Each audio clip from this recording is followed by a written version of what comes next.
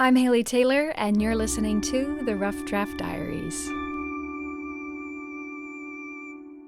Well, it has finally happened. After almost 9 months of following the connections we make through the people we meet, The Rough Draft Diaries has hit a roadblock.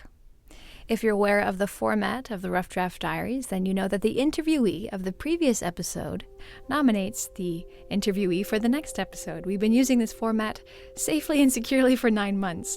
The only problem is that this week, the person who was nominated did not want to be interviewed. Well, they never responded to my emails, so I'm just assuming they didn't want to be interviewed.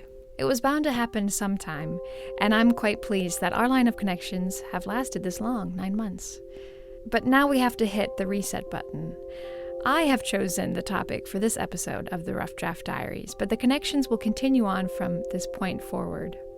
So it's a new line of connections and a new line of adventure. And this line begins with Edith Franklin. Edith Franklin was a prominent fixture in the arts community of Toledo, Ohio. She was known not only for her artwork, but for her role in the development of multiple artistic organizations. She was called the Grandmother of Ceramics, or Le Grande Dame of the Arts, which means the Great Lady of the Arts. Many people knew her, and many people loved her.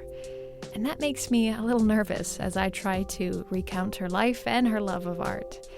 And I believe I'm not the only one who feels that pressure. No, I just hope it's not about me. This is about Edith. I mean, I was just trying to channel Edith and her energy and her love of art and her inspiration to so many artists.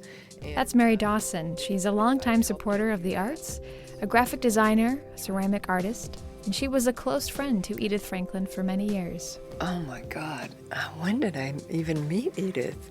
I feel like I knew her forever, and yet it wasn't so long.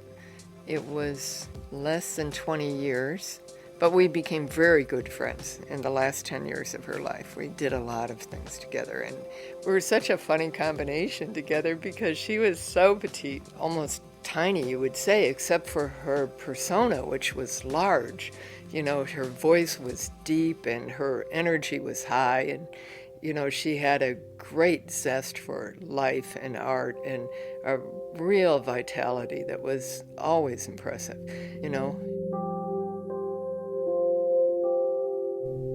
That zest for life was grounded in the community of Toledo. Edith was born in Toledo in 1922. She attended Ohio State University for 2 years before moving to Boston to study occupational therapy. It was there in Boston that she was introduced to pottery by taking classes at the Boston Museum of Fine Arts School.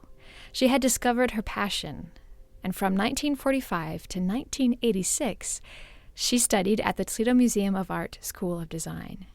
She took classes in painting, sculpture, papermaking, and ceramics, studying under Harvey Littleton, a very well-known American glass artist and educator.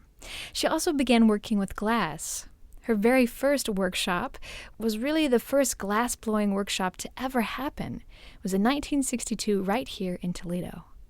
But again, her main love was ceramics. When she would make art, rather than being frail and delicate, it was quite expressive and large. And she was famous for her Love series, which I'm sitting here with one of her love bowls. This was, to express the love that's in the world and the hope.